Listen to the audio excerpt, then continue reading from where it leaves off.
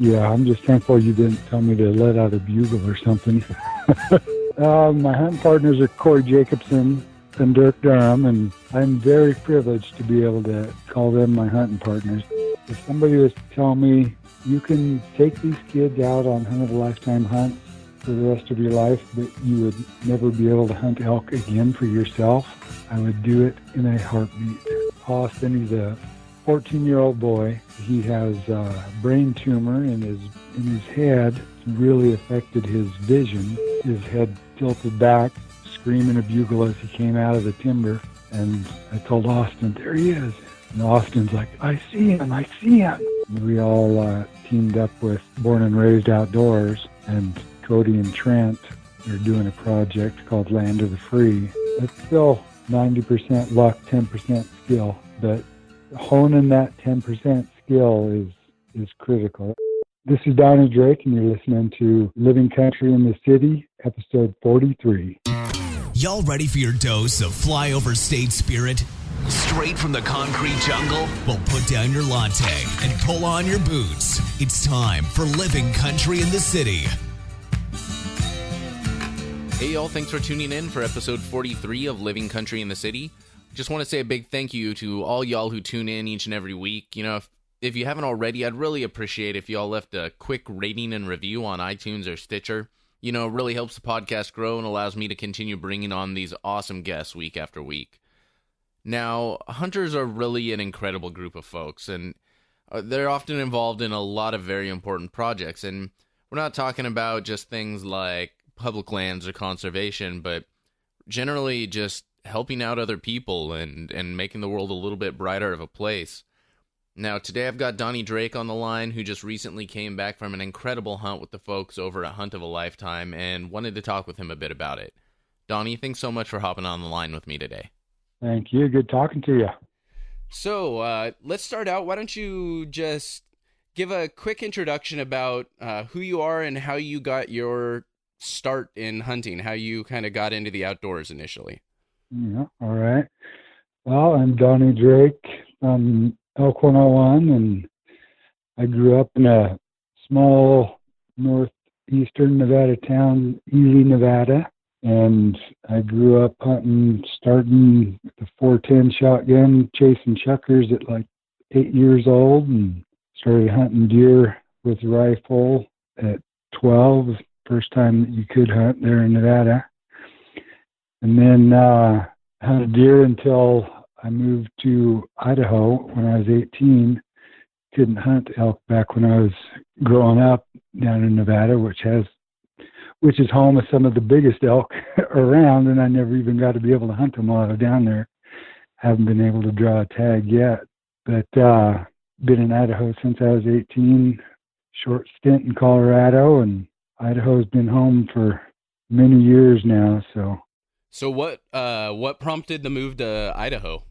I out of high school, I came up here to go to college, so okay, moved up here with high school friend and wound up staying.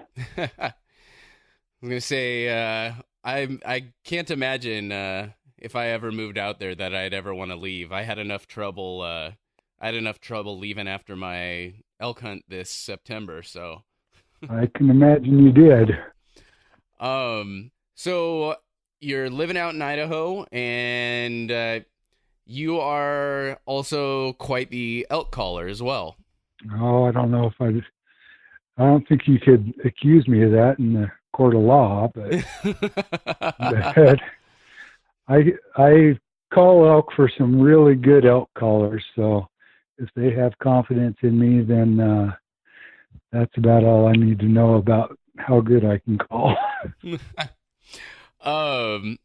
So, you know, why don't you tell us a little bit about some of the folks you hunt with too, just because you've got a pretty good couple of hunting partners, I have to say. Yeah, I'm just thankful you didn't tell me to let out a bugle or something. No, my hunting partners are Corey Jacobson and Dirk Durham, and I met Corey at work where I work years ago, and he was looking for a backup place to hunt, and I sent him to a place that I had hunted elk for, I think it was 17 years. I archery hunted a unit, and I hunted it a lot, and I never killed an elk in there. I told Corey where it was at. He went in there and killed a bull the very first morning. So it wasn't the area that was a bad area. It was the hunter that couldn't get it done all that time. Well, that's some instant karma right there. You know, he's looking for a spot. You give him your worst spot, and he kills one the first day, huh?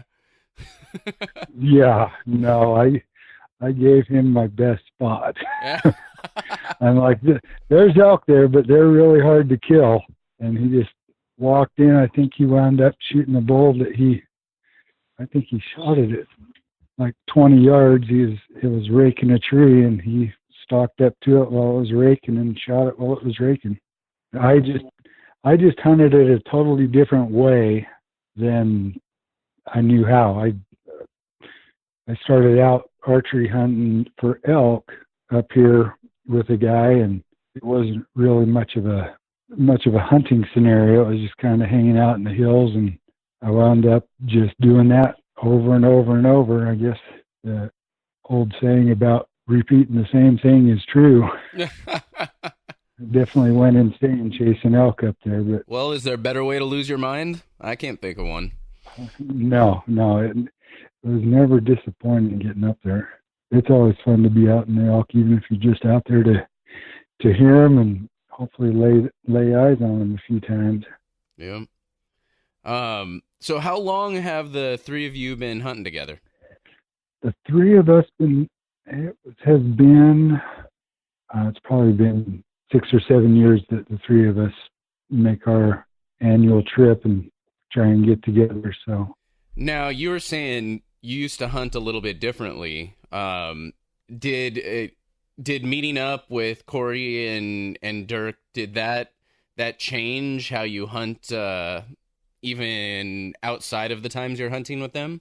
Oh, definitely. It was my probability of getting an elk the way that I used to hunt was very low compared to what I've learned from Corey and Dirk and all the other elk hunters I've associated with. You know, I was hunting it, not paying any attention to the wind was the absolute biggest factor that I didn't even realize was a factor. And seeing that totally changed the way that I hunted.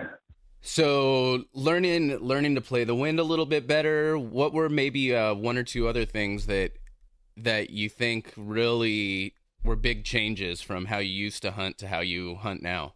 Well, everybody should know that by now that Corey's pretty aggressive on chasing elk. And I would, if I heard a bugle, it didn't matter if he was 500-600 yards away, I would find a good tree to sit under and just sit there and call, hoping that he was going to come in.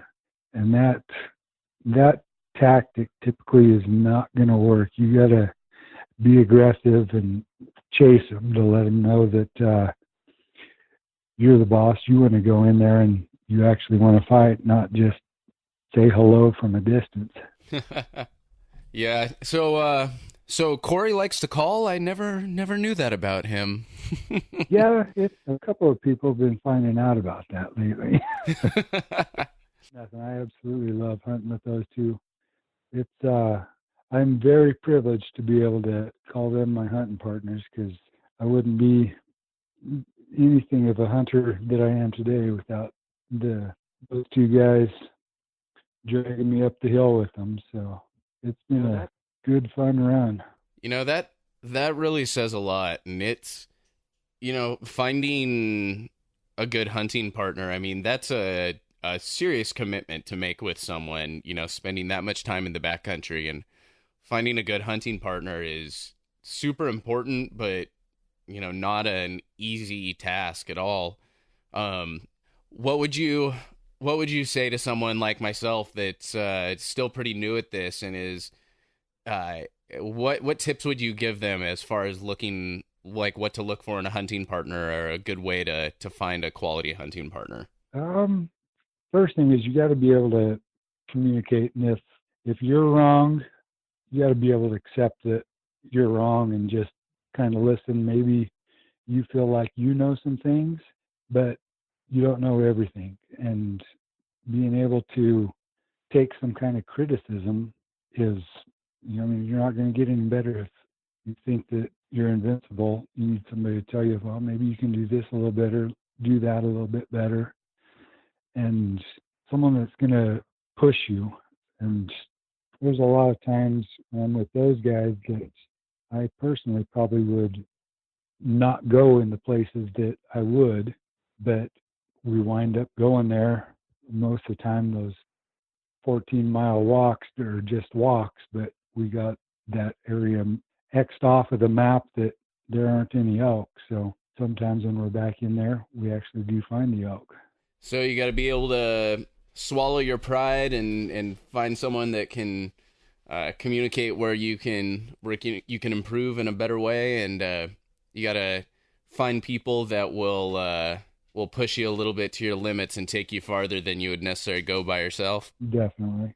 Yeah, that drive, if you don't have the drive, you're going to want to look for somebody that has the drive that's going to push you. And if you have the drive, you need to be able to tactfully drive that other person. If they keyword tactfully. Tactfully as in not see you later, I'm going to take off. There's been many times where Corey and I, or Dirk and I, I would not want to go any farther. Just like, why are we doing this? And let's just get over that next ridge. And, you want to be there if something happens, or you want to be there for that person. So you go, and sometimes you'll get into elk that you never would have gotten into had you not gone that far. So, what would you say is your biggest strength that you bring to the group? Yeah, I don't know. Maybe humor. No, I just like to be there. For me, if I never was able to pull the trigger on my release and just being able to be there and the camaraderie that you have with those guys, I just enjoy that. And those two, I think, anyway, enjoy it as well. So. Now, have there ever been any times when the three of you have really gotten into it or had a big disagreement, and kind of, if so, how'd you go about resolving something like that? We actually never have. We've never gotten into any arguments, no fist fights, throwdowns. Everything's just been kosher between us. We just click well together. Well, y'all, I feel like have very, I don't want to say mellow personalities, but y'all, I don't know, y'all fit together very well from everything I've seen. So yeah, it really doesn't surprise me. Yeah, definitely. Like I've said it before that, those two complete me. No, it's just fun to get out there. We enjoy the same things, and we learn from each other. We are able to talk things through, and it's always nice to have that many people when you're packing out an elk too. Absolutely. Now, y'all were recently out for Hunt of a Lifetime, right? That is correct. We went out. Dirk wasn't able to make it down. He was doing some stuff up in North Idaho. But Corey and I were able to, through Elk101, we hosted a camp for a young boy out of Pennsylvania, and he wound up shooting a very nice elk. So why don't you tell us a little bit about what Hunt of a Lifetime is, the idea behind it? Sure. That Hunt of a Lifetime, if somebody was to tell me, you can take these kids out on Hunt of a Lifetime hunts for the rest of your life, but you would never be able to hunt elk again for yourself, I would do it in a heartbeat. The Hunt of a Lifetime Foundation is a foundation for kids that have life-threatening diseases. They anything from bad diabetes to cancer to leukemia. There's some kids that don't want to go to Disneyland. They want to go on a elk hunt or a alligator hunt or a deer hunt, anything like that.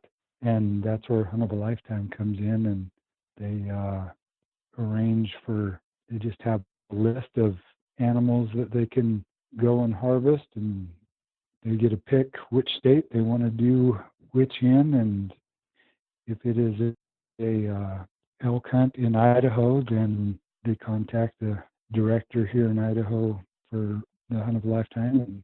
And there's, I think, 3 different camps that host a Hunt of a Lifetime hunter. I think there was 4 hunts this year, but Elk101 was the host of one of the kids that came out. And I remember, I was following along, and he was able to take a gorgeous, gorgeous bull. Absolutely gorgeous. One of the biggest bulls that I've ever been able to be part of. And that's Austin. He's a 14-year-old. He has a brain tumor in his head.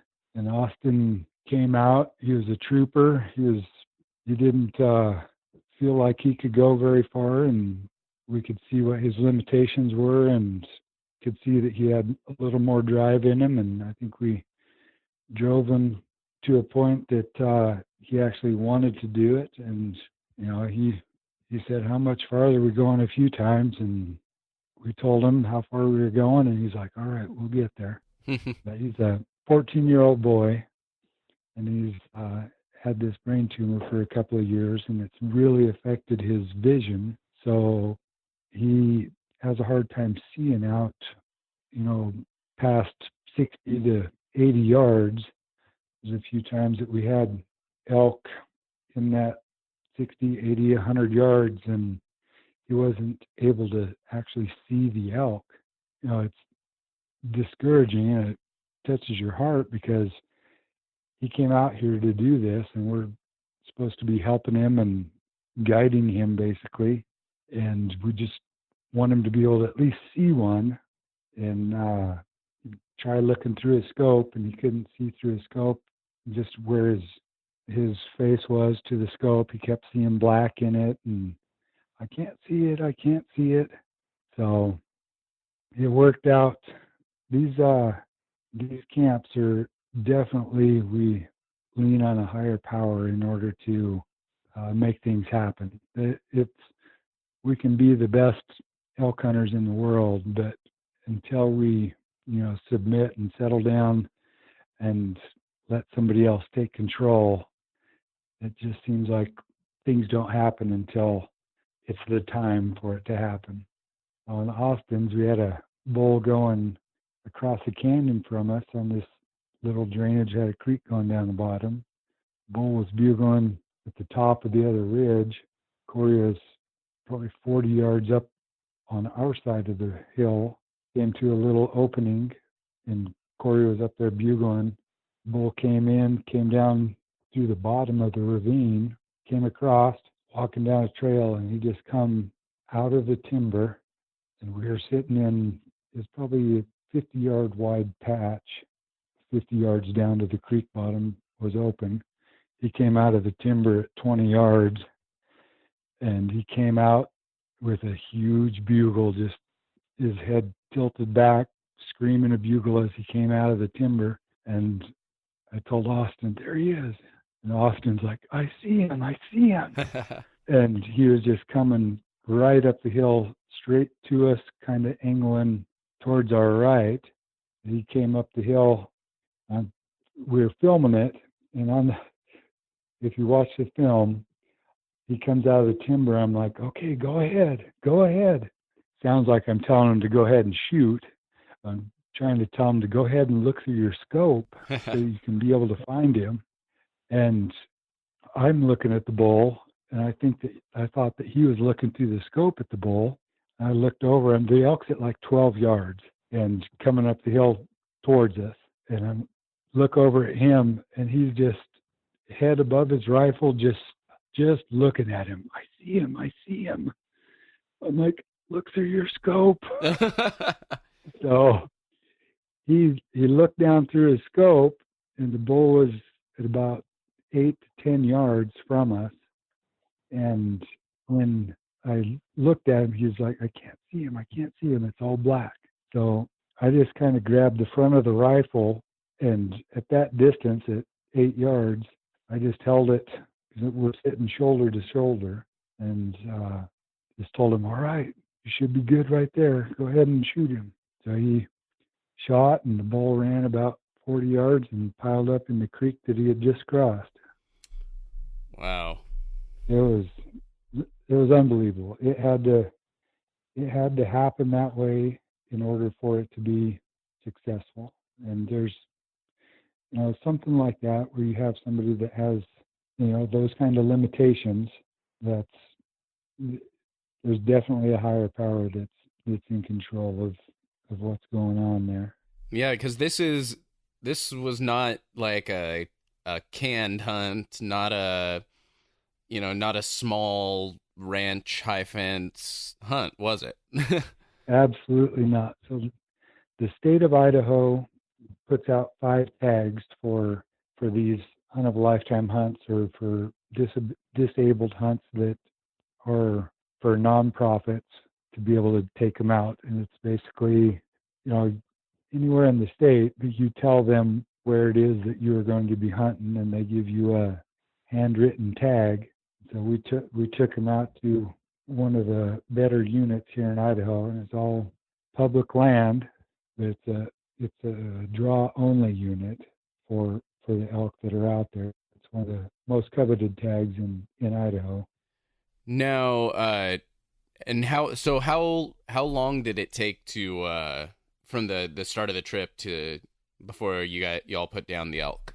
I think, we went out there on Tuesday, and he wound up shooting his elk on Thursday morning. So we had gotten in Tuesday evening, Wednesday morning, Wednesday evening, and then we had found these elk Wednesday evening, and we saw there's probably 10 bulls up in there, and he wasn't able to see any of them. So we figured we'd go back into that area and see if we could get him out in the open a little bit on Thursday morning, and that's when things went down. Well, that sounds just absolutely amazing. Was this so you've done a few of these hunt of a lifetime hunts? This is my third. 3 years ago, I took a young girl from Michigan out and was able to be part of her hunt, and she shot a nice 6-point bull. And last year, Corey said, I want to be part of this. We're going to make this happen. It's just too special of a thing to not be part of. So we had Elk101. So it's basically the guys that are on the Elk101 pro staff, I guess you would call it. We try and have the Elk101 guys come out and help with us, whoever's available, not out doing other hunts. So this year, Russ Meyer was able to come with us, and Toby Gangler was able to come out from Oregon. So last year, Ty Stubblefield and Tony Mudd. And these guys, they're driving 8 to 12 hours just to come out here and be part of this hunt. So last year we killed a couple of really nice bulls with 2 boys. There was another camp that was out there in the morning. We had called in a bull for the boy that was in our camp. He shot him, and then there was another bull that was in there bugling. So we went back to camp and told the other hunter that there was a bull in there, and he was pretty fired up. So there was 18 of us that walked up that hillside, and 8-year-old boy was able to shoot 345, 350 class bull with 18 people standing on the hillside. Well, it's got to be nice also having that many people there help with the pack out as well, I imagine. Definitely. That's always good. So was Austin able to pack out part of his bowl? We gave him the head to feel how heavy it was, but we didn't have we had a four-wheeler trail that was fairly close, so we packed it up to the four-wheeler trail and then drove the four-wheelers up to where the meat was. But with Hunt of a Lifetime, there's much more than just the people that take them out hunting involved in it. There's taxidermists, there's meat processors, and there's a meat processor here in Boise that donated processing of 4 hunters' elk once we got it off the mountain. And then there's a taxidermist here that capes out the antlers and breaks them down to send to a taxidermist in their hometown, and they get a full shoulder mount of their animal delivered to their home.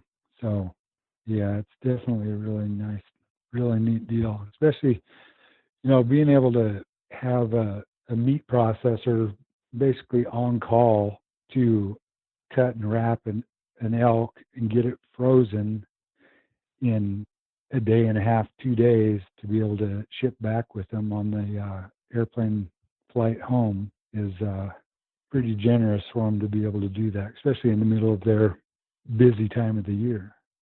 Yeah, so we sent him home with almost 200 pounds of processed elk meat in coolers. So they were able to have elk that night when they got back home to Pennsylvania.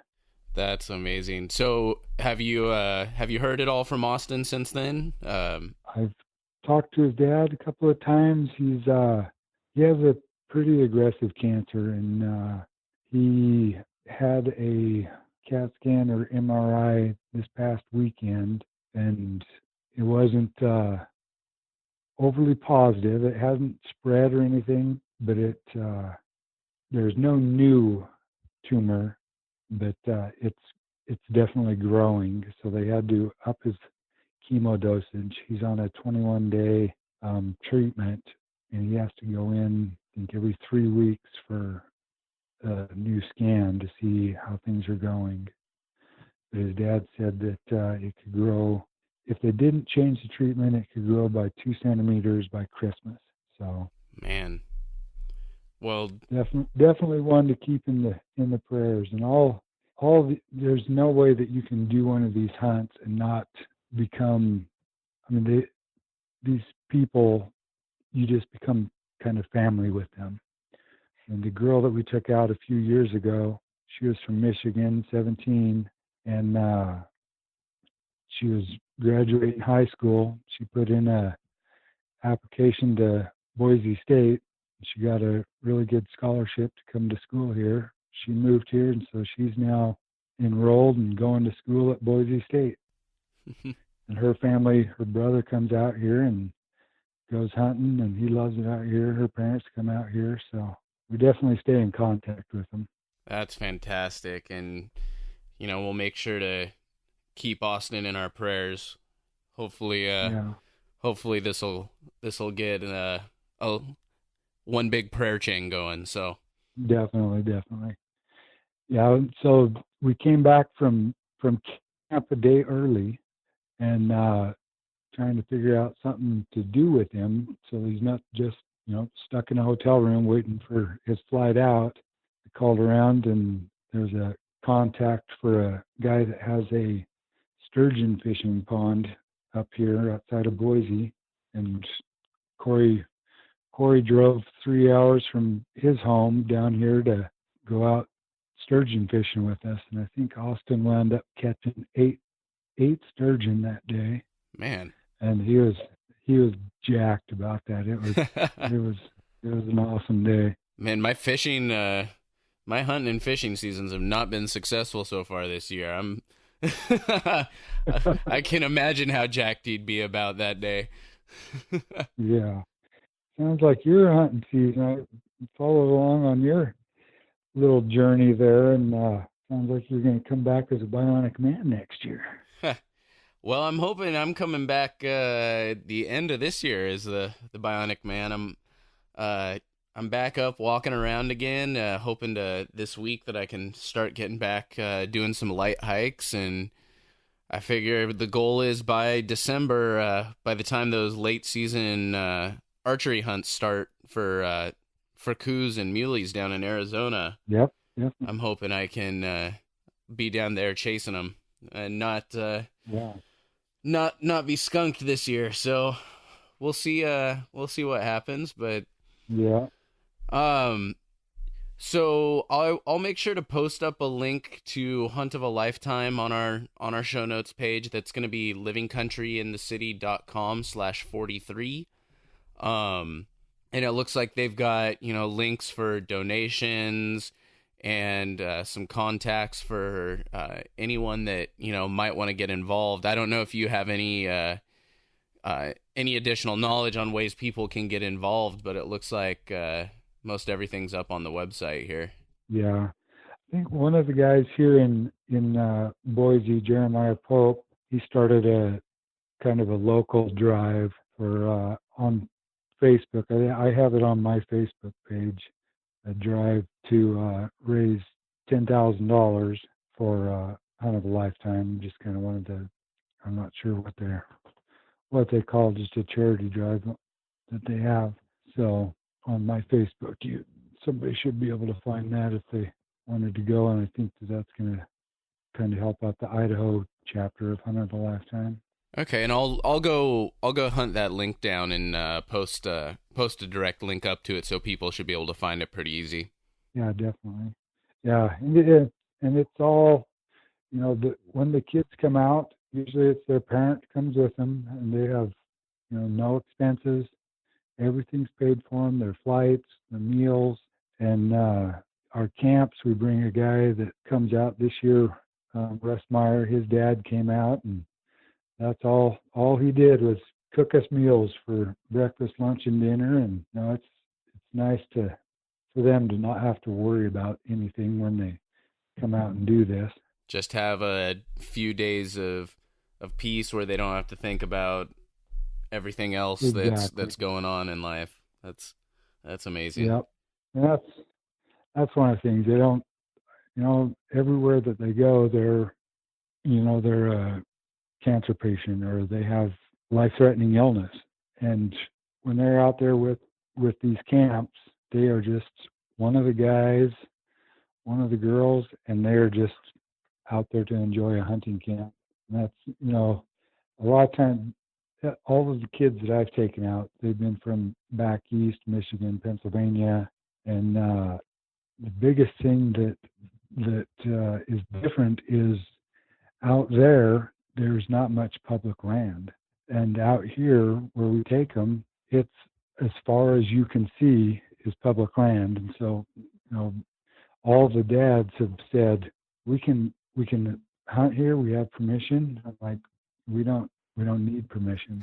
Everything out here is public land as far as you can see. Where the blue sky meets the earth from here to there for however far you can see 100 miles is all public land. And that's just something that people that don't have that public land don't realize.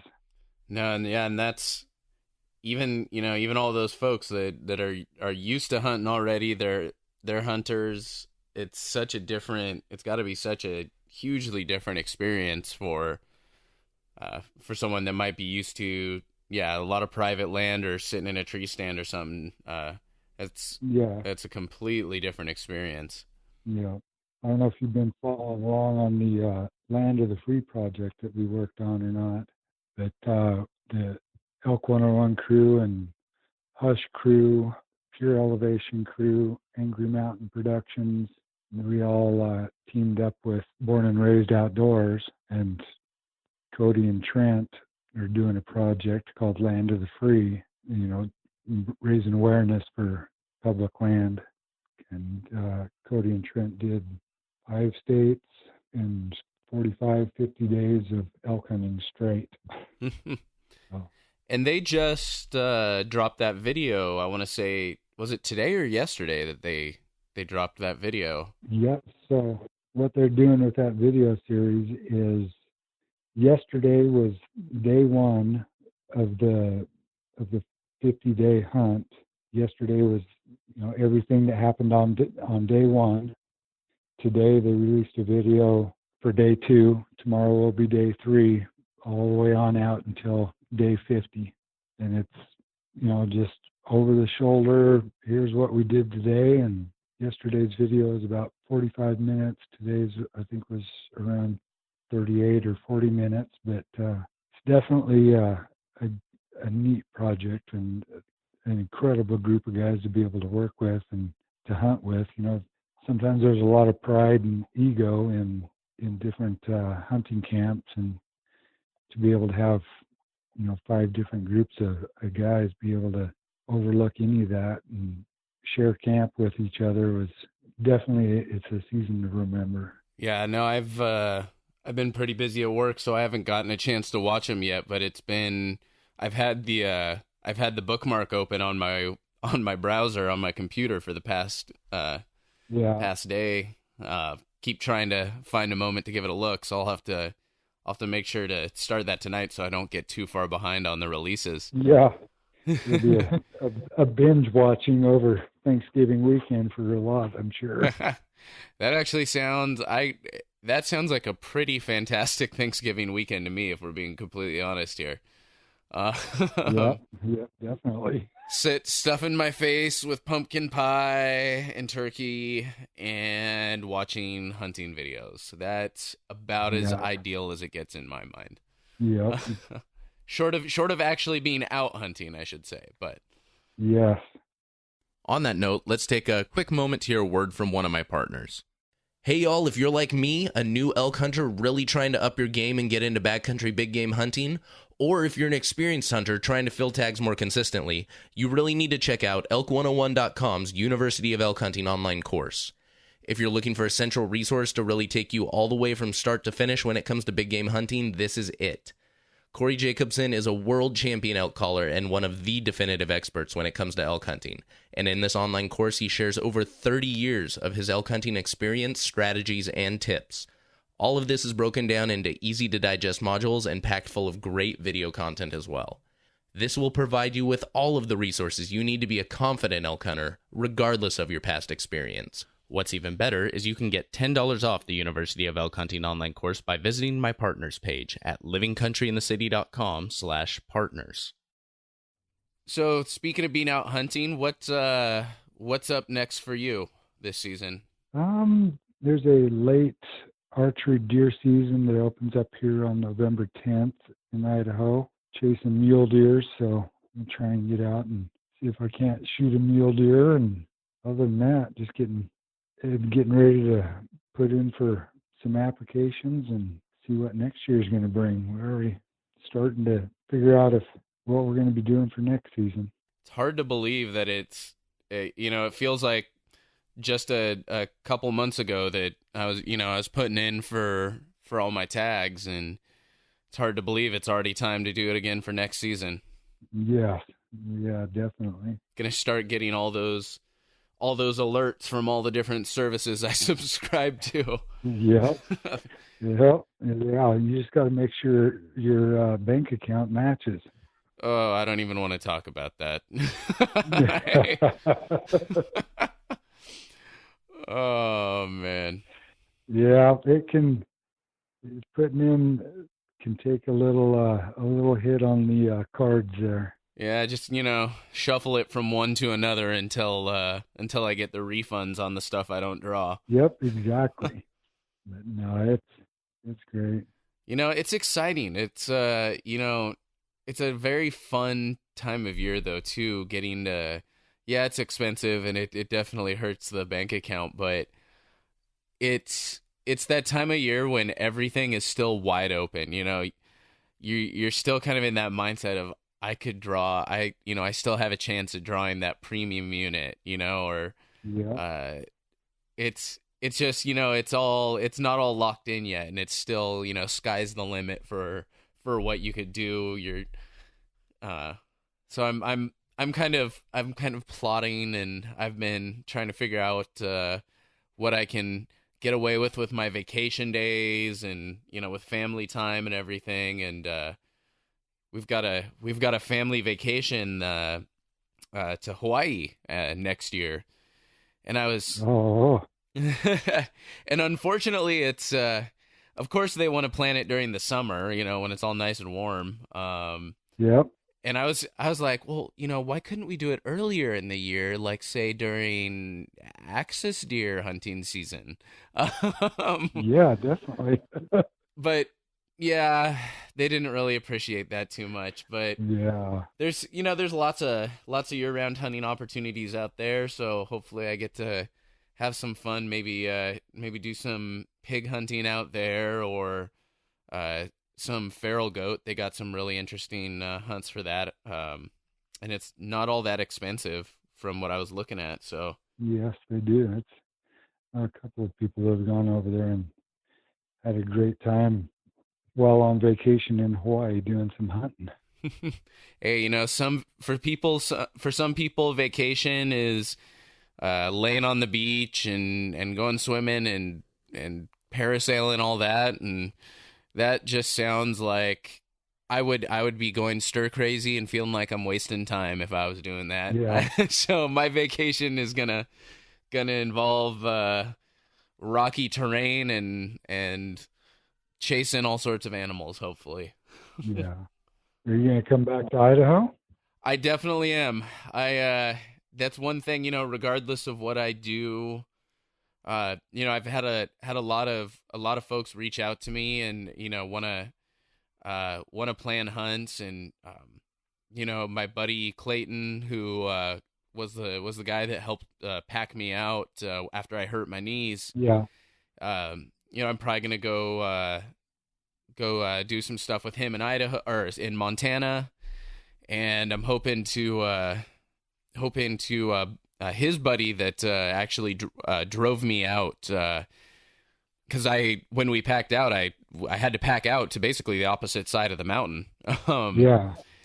And so he had a friend that was living locally that drove me all the way around, and we're hoping to chase some antelope in either Wyoming or Idaho as well. But I don't know. I can't. I definitely can't let Idaho beat me. So No. I've definitely got to get back next year and prove to myself that it didn't scare me off. So Yeah, definitely. I will definitely be back.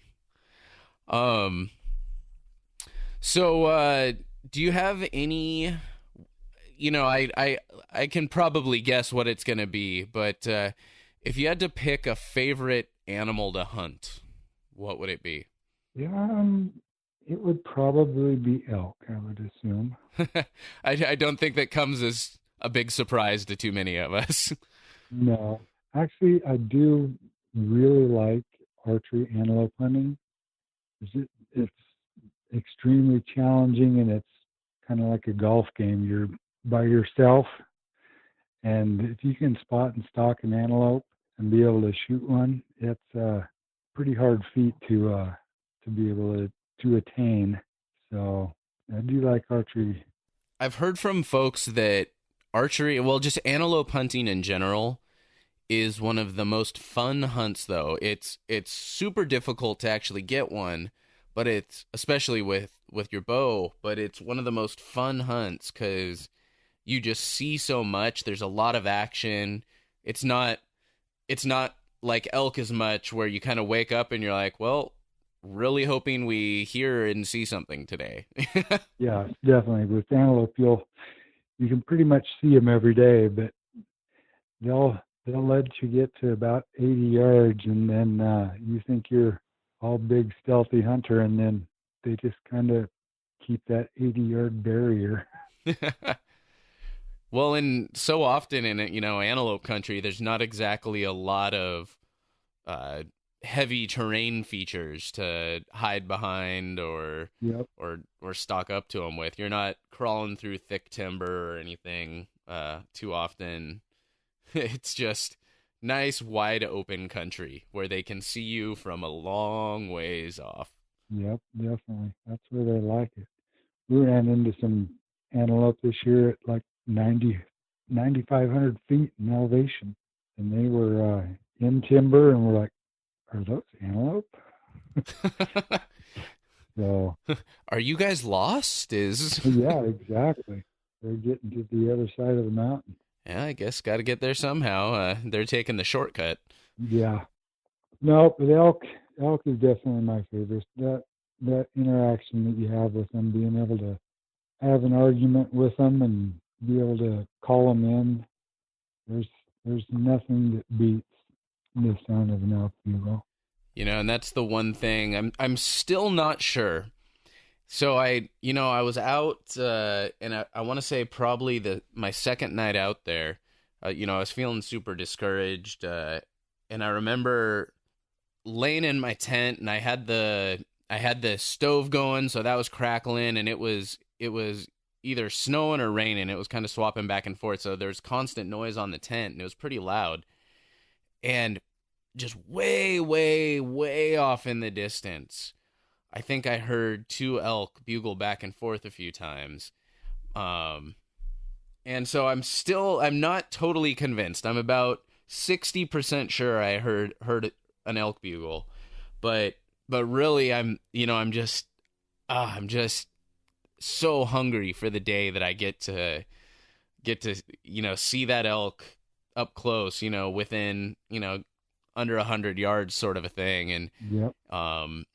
And hear that bugle and that, that just reverberation of them, crashing through the forest and screaming. And, man, I'm getting myself all worked up just thinking about it right now. Yep. Yeah, nothing really beats that sound, especially when you're able to interact with them. You talk and then they talk, and they want to fight, and you give them every reason to fight. That's the rush of it.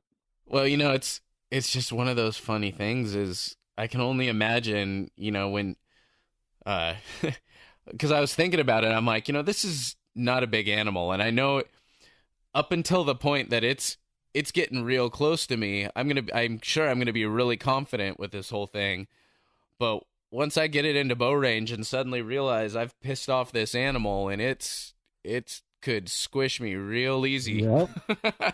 I have no idea what I'm gonna do. Yep. You said a lot of bad things about him and his mom and all of his family. Now you got to do something about it. You picked a fight. You better be ready to finish it. Exactly. Oh man, yeah. I have a lot of people. It's really funny. My friends that actually know what an elk is. A lot of folks. I'll tell them, and they've heard that there is an animal that exists called an elk, but yeah, it's who knows? It could be a unicorn for all they know. And yeah. But the folks that know what an elk is and how big they are, and I tell them, and they're just dumbfounded. Like, yeah, I'm like, yeah, I'm out hunting elk, and they're like, what? And, with a bow? Yeah. And that's the other thing. It's kind of, I'll admit it's kind of fun seeing that bit of just complete like wonder in their eyes. And, it's, whether or not you're a hunter, whether or not you're anti-hunting, I think everyone still has a little bit of respect for the person that hikes out into the backcountry, with nothing but what they're carrying. Yeah. And chases an enormous animal. Just, there's no other way around it. I mean, it's just an enormous animal. Yeah. And then plans on throwing it on, cutting it up, throwing it on their back and taking it home to eat. But, yeah, I feel like I've noticed even from a lot of my friends that, I don't have too many people that are just rabidly anti-hunting that I talk with, but, I've got a few friends that they just hate when I talk about it and stuff like that, but they'll still, when we start talking about the hunt, they'll still I'll realize they have this admiration, yeah, just for what I'm doing. They may not like the end goal, but there's some sort of admiration there for sure. Yeah, definitely. So, what would be your hunt of a life, like your hunt of a lifetime? The one hunt, that you're still just dying to do, any animal, anywhere, money notwithstanding. What would it be? I'd like to be able to hunt elk in New Mexico, just off the reservation somewhere.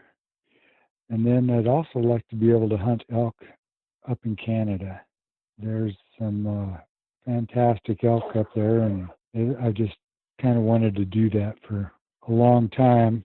So I might have to move to Canada for a year or two and be able to go hunt elk up there. Yeah, I've got a coworker of mine, and he's from Calgary, and from what he tells me, Calgary is kind of the redneck central of Canada. Yeah. And he's got a lot of buddies who are just basically subsistence hunters. That's how they eat for the year. Yep. And I guess they were all sitting around one day, and before, this was before he really knew they were hunters, and he was saying, they're all comparing, they're all family men, and they were just talking about, oh my gosh, I spend so much on groceries and this and that, and they're all kind of comparing monthly numbers, and the hunter, made a comment, and he's like, well, I spend, $150 maybe. Yeah. And they all look at him like, you are absolutely insane. What the hell? And, it finally came out. He's like, well, I go kill a caribou or a moose or something. And, and I'm pretty much good on meat for the family for the year. Exactly. And that's all you got to buy is your side dishes that go with your meat. Exactly. But yeah, he's, we'll talk about hunting every now and again. And, one of these days I gotta get him to take me up there and introduce me to some of his friends and go enjoy some hunts up there. Yeah. Yep. It's just a little more remote up there, and I don't know, it's just something that at some point I'd like to do. Definitely. So as we're kind of winding down here, I always like to end with just some advice for either a new hunter or someone from the city who's trying to get into hunting but may feel intimidated, doesn't know where to start, or just thinks there's too much to learn, I can't do this. What advice or would you give to that person? I think the biggest thing is pretty much those people that want to go out and do it. They probably know somebody that goes out and does it. And even if you aren't able to get a tag, or you don't have a bow, or you don't have a rifle, just tag along on a hunt and see what it's actually about. And that pretty much everybody will either be hooked or they'll understand what it is that drives people and keeps the tradition of hunting alive. There's just something about it to be able to go out, spend that time with friends, family, and it's just an escape. Even, like I said, even if you're not the one actually hunting, just go out and follow along and see if it's going to be something that you actually want to do. And then after that bug bites you, you'll have a little bit under your belt in order to know what it's going to take to be able to do it. Definitely. And, I think I've said this a few times before on the podcast, is just, I really wish, I kind of, when I got into hunting, I mean, it was this year, I've always been interested in hunting, but getting into backcountry hunting was really new to me this year. I didn't think it was a thing people could do when they're just starting, Yeah. And, when I kind of got involved in it and started learning about it, it was just right in the middle. It was pretty much like, okay, it's time to apply for tags. And I'm like, yeah, okay. And I'm just going rapid fire. And I really wish that I had kind of known, or I'd maybe been given this advice sooner, a year ago or whatever. And so I could have planned to really join someone on a hunt and learn from them and just get that experience in the backcountry so I could understand a little bit better, especially me, because I'm I'm such a like tactile learner that I need to do something to learn it. And so that's definitely advice that I wish I had gotten years, couple years ago before I really got just kind of dropped in, jumped in the deep end, both feet, if you will. Yep. Yeah. And one thing that a lot of people say is, buy tags, not gear. Spend some money on getting tags and just get out there and experience it. Mm-hmm. Just get out, and if it happens, it happens. If not, then you actually know what gear you need to be able to be chasing or acquiring along the way. But being able to have tags, you're not going to be able to go hunting if you don't have a tag. So yeah, you can all have all the gear in the world, and it's useless to you until yep. Unless you're able to afford the tag at the beginning of the year. So yeah, don't worry about shooting a trophy. Don't worry about any of that. Just worry about getting out there, experiencing it, and getting something under your belt. Well, and something else someone reminded me too is, even if you don't have a tag or maybe, you don't have a ton of people that you can reach out to, or you want to get out more often than just this one hunt with your buddy, there's always the option of leaving the bow or the rifle at home and heck, put on some camo and an orange hat and go out and glass or practice your bugling. Obviously you don't want to step on anyone's toes as much, be as careful as possible, but yeah, if you can go out to some fantastic units if you're not hunting and yep. and see how the elk behave and get into the middle of it. For me, I'm not too far from Nevada. I'm, or Arizona. Exactly. I'm, there's some amazing, some of the best units in the, best bull units out there are 5-hour drive away from me. Not too far from home. And, I think I need to get more into that mindset. And, if anyone else, if that's if that kind of flips that switch for anyone else, then I'm more than happy, because that's something I wish I would do more of now still, but I definitely wish I'd done before my big trip, just to have kind of get my feet wet, if you will. Yeah, just like you said, just even if it's during the summertime, loading up your backpack and a tent and going and hiking in a few miles and hanging out, it's just very refreshing to be able to go out and enjoy it, relax, and just kind of check out. That's for sure. So if people wanted to find you online and follow all the antics, and where's the best place to check you out? I'm on Instagram as Eat, Sleep, Hunt Elk, and I'm on Facebook as Donnie Drake. So, alrighty, social media, anyways. I'll definitely. You can always check out Elk101 too. That's a good resource for somebody that hasn't done any of it. Corey's put together an incredible online training that has everything you're going to want to know about elk hunting all in one place. Definitely. And it's a great resource for anybody looking to get into it. And, you can even get $10 off access to the course on Elk101 if you use code Living Country. Throwing that out there. That's correct.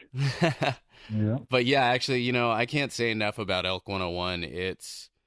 It's almost a little frustrating, because I focus so much on elk now that I'm looking at other species and stuff for the rest of the year and next year. It's really frustrating that there's no, black bear 101, that there's no, no mule deer 101, no coos 101. Yeah. I need to get that going. I've got to go to all these different spots and piece together information. Yeah. Corey's making me lazy in my research here. Yeah, definitely. He's making it so easy for me to get that info, but no, I honestly I can't say enough about it. The videos are amazing. The information is just so easy to understand, and it makes you realize that it's possible. You're not walking into a very difficult thing, but not impossible. Yeah, it's still 90% luck, 10% skill. But honing that 10% skill is critical. That's what we've always said. We're, camo versus flannels, everything like that. It's not the camouflage that's going to make or break you shooting an elk or any animal, but that knowledge that you can gain, or the advantage that you can get on that 10% of skill. Anything that we can do to increase our odds, if we can get an extra 2 yards closer, that's 2 yards closer than we were. So you don't, like I said, you don't have to have all the gear in the world, but being out there is your first step. Absolutely. Well, Donnie, thank you so much for hopping on the show with me today. I really appreciate it. Definitely. Thanks for having me. All right, y'all, that'll do it for episode 43 of Living Country in the City. Make sure y'all give Donnie a follow online, and also check out Hunt of a Lifetime. You can find links to all of those pages on our show notes page at livingcountryinthecity.com/43. Now, don't forget to head on over to iTunes or Stitcher and leave that quick rating and review. But in the meantime, keep it country, y'all. Thank y'all for listening to Living Country in the City. Get show notes and check out the blog, product reviews, events, and more at livingcountryinthecity.com.